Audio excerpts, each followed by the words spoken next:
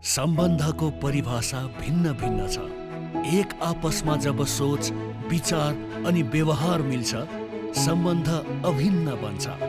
कहिले नटुट्ने, कहिले नछुट्ने, एकदम घनिष्ठ, सबैभन्दा उत्कृष्ट।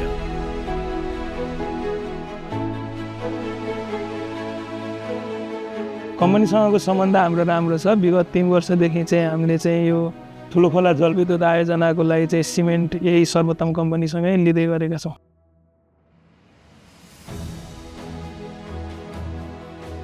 विश्वास राम्रै छ। अब कम्पनीको हाम्रो चाहिँ मेन तपाईँको चाहिँ 3000 मिटरको एलिभेसनमा चाहिँ जुन हाम्रो कामहरू थियो, त्यो कामहरूमा चाहिँ सर्वोत्तमको सिमेन्टले चाहिँ राम्रै पर्फर्म गर्यो। टेस्ट रिपोर्टहरू पनि राम्रो आयो र डेलिभरी पनि टाइममै थियो।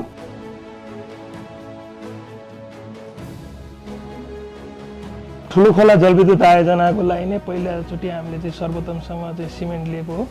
यो चाहिँ हामीले 1,60,000 बोरा सिमेन्ट चाहिँ ठुलोखोला जलविद्युत आयोजनाको लागि चाहिँ ल्याएको।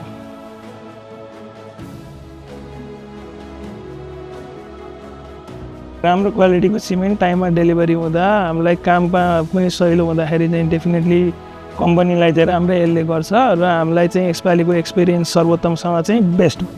हिजो हामी अनेक थियौँ, आज एक भयौँ। अब हामी हजारौँसँग एउटै अभिभावना, एउटै लक्ष्य, एउटै जोस, एउटै सोच अनि एउटै सङ्कल्प छ।